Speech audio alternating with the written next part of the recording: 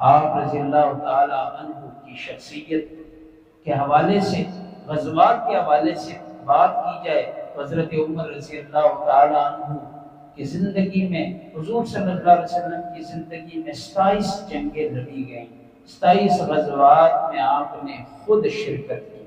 خلیفہ کیسے بنے؟ حضرت ابوبکر صدیق رضی اللہ تعالیٰ عنہ جب آخری وقت انہوں نے سب کو جمع کیا، فرمایا میں حضرت عمر کو خلیفہ مقرر کرنا چاہتا ہوں۔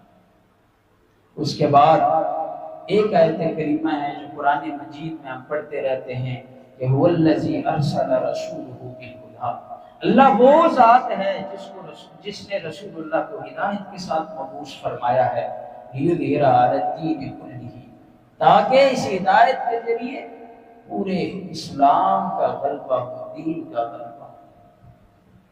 اب اسلام اور دین کا غلبہ حضرت عمر رضی اللہ تعالیٰ عنہ کی خلافت میں صحیح طریقے سے ظاہر ہوا۔ قیصر و کسریٰ دو بڑی بڑی حکومتیں تھیں، جس طرح کہ آج کل کے دور میں امریکہ اور روس ہے۔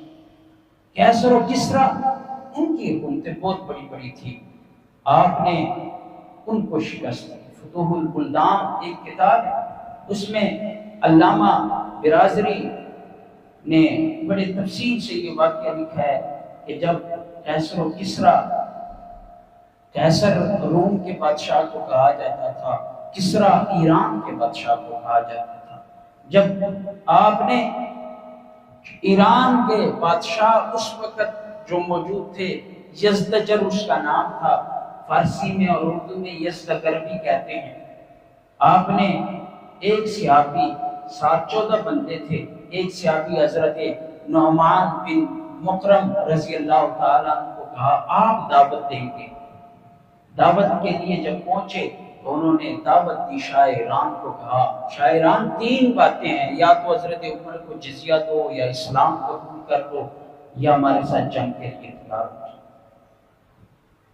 یہ علامہ بلازری نے عجیب یہ خطبہ لکھا ہے کہ اس وقت شاہ ایران نے ایسے ان کو سمجھا، بہت ہلکے میں لیا اور کہنے لگے اچھا تم اونٹ کی چمڑیاں گھسیٹنے والے اور کھانے والے، تم مجھے دھمکی دے رہے، میری حیثیت دیکھو اور تمہاری حیثیت دیکھو۔ بڑے ہلکے ہلکے الفاظ استعمال کیے اور آخر میں کہنے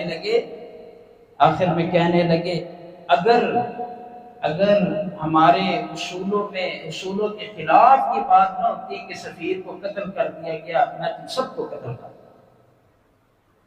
اب یہاں پر فوج تیار ہو گئی، جنگ کی قیادت حضرت عمر کی۔ اب حضرت عمر نے کہا میں خود کروں، خود نکلے۔ مدینے سے جب نکلے تو بڑے بڑے صحابہ کرام، حضرت علی رضی اللہ تعالیٰ عنہ، دوسرے حضرات نے کہا نہیں جی آپ قیادت نہیں کریں گے، اللہ نے اگر نہ چاہا ہمیں شکست ہوئی تو لوگ کہیں گے مسلمانوں کے خلیفہ خود بڑے تھے، امیر تھے، ان کو شکست ہو گئی، بڑی بے عزتی کی بات۔ قیادت آپ چھوڑیں، قیادت چھوڑ دی۔ وہاں سے حضرت عمر رضی اللہ تعالیٰ عنہ چلے گئے تو اللہ تعالیٰ نے ایران کی فتح بھی نصیب فرما دی، بیت المقدس بھی فتح ہوا۔ یہ بہت بڑی فتح اللہ تعالیٰ نے نصیب فرمائی۔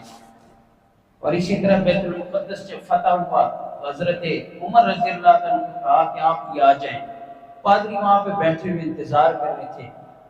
حضرت عمر رضی اللہ تعالیٰ نے پیوند والے کپڑے پہنے ہوئے تھے۔ لوگوں نے، صحابہ کرام نے، کہنے کی تو بہت باروق شخصیت تھی، کہنے کی جرت ہی نہیں تھی۔ حضرت امی عائشہ سے کہا کہ آپ ذرا اگر کہتے، کیونکہ یہ نہ دوسرے ملک جا رہے ہیں، سارے لوگ ملاقات کے لیے بیٹھے ہیں، اگر نئے کپڑے یہ کرتا تبدیل کر لیں۔ انہوں نے درخواست کی، امی تھی، درخواست کی، بیٹے نے مان لی، حضرت عمر نے وہ کرتا تبدیل کیا۔ اب کچھ سفر طے کے واپس کا، مجھے اس میں چین نہیں آ رہا، بس ان کی فرمائش پوری کر دی، دوبارہ میرا کرتا دو، دوبارہ پہن لیا۔ اس میں 27 پیوند تقریباً لگے ہوئے تھے۔ اسلم غلام ساتھ تھا۔ جب وہ قریب بیت المقدس کے ہو لیے، جب قریب پہنچے، سارے پادری بیٹھے ہوئے دیکھ رہے ہیں، واقعی حضرت عمر ہے یہ، ہماری کتابوں میں جو نشانیاں لکھی ہیں۔ جب قریب پہنچے، کتابوں نے عجیب بات لکھی ہے، وہ خود نیچے اترے، اسلم غلام کو اوپر بٹھائے۔ انہوں نے کہا امیر المومنین صاحب اب قریب پہنچے، کوئی مسئلہ نہیں، میں باری باری ہے نا، اب آپ کی باری، آپ نے اوپر بیٹھنا ہے، یہ حضور صلی اللہ علیہ وسلم کا سنت طریقہ نہیں۔ مزے کی بات یہ کہ ایک چپل بھی ٹوٹ گئی، ایک ہاتھ میں مہار اور دوسرے ہاتھ میں چپل، پادری سارے دیکھ رہے ہیں، کوئی کہہ رہے ہیں اوپر بیٹھا ہوا شخص امیر المومنین ہے، کوئی کہہ رہے ہیں نیچے آنے والا شخص امیر المومنین، اور نیچے آنے والا شخص امیر المومنین تھا تو بیت المقدس ویسے کہ ویسے فتح ہو گیا۔ یہ حضرت عمر رضی اللہ عنہ کی شخصیت ہے، اللہ تعالیٰ نے ان کے ہاتھ بیت المقدس اور ایران کی فتح نصیب